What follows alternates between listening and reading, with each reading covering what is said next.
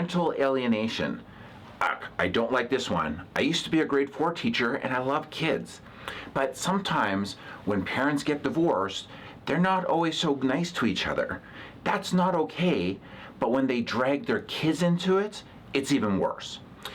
Parental alienation is when one parent intentionally sets out to sabotage the other parent, to make them look bad in front of their kids so the kids don't want to spend time with them. That other parent is a terrible person. They're evil. They're not nice. Look what they did to me.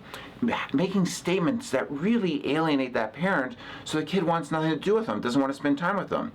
It's painful, it's harmful to the child, and in the absence of a real reason, it's not allowed. So for instance, if a parent physically abused their child, well, that's not okay, and that's for real, but you can't just work out your frustration and anger at another parent and drag the other parent into it. Now, we want to contrast alienation from estrangement. Estrangement is a more natural process. Maybe a parent is very supportive of the other parent, but that parent has decided, that the one who's not there all the time, to just not be involved. They miss meeting their kids when they have appointments to do that, when they're not great with their children, different parenting styles. They're maybe angry in front of them all the time or what have you. Estrangement is different because it's not one parent trying to sabotage the other, it's a parent's own situation with their children.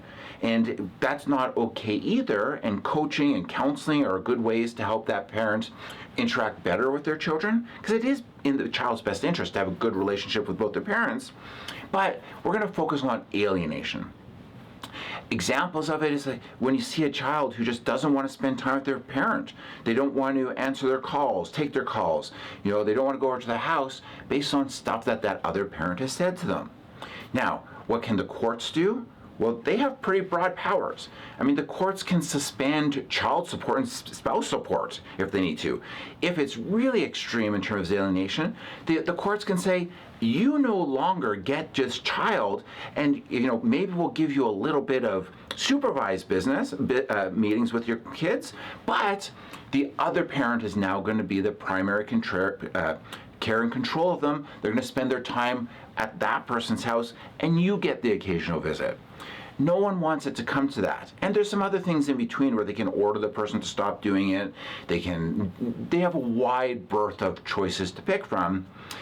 Ideally, this never happens. So if you find yourself going down that road, it's something that you want to pay attention to right away. If the other parent is making statements that are making you look bad and it's just not right, you want to keep a log and talk to your lawyer to make sure that they're involved right away, to make sure that you have the best relationship you can with your kids.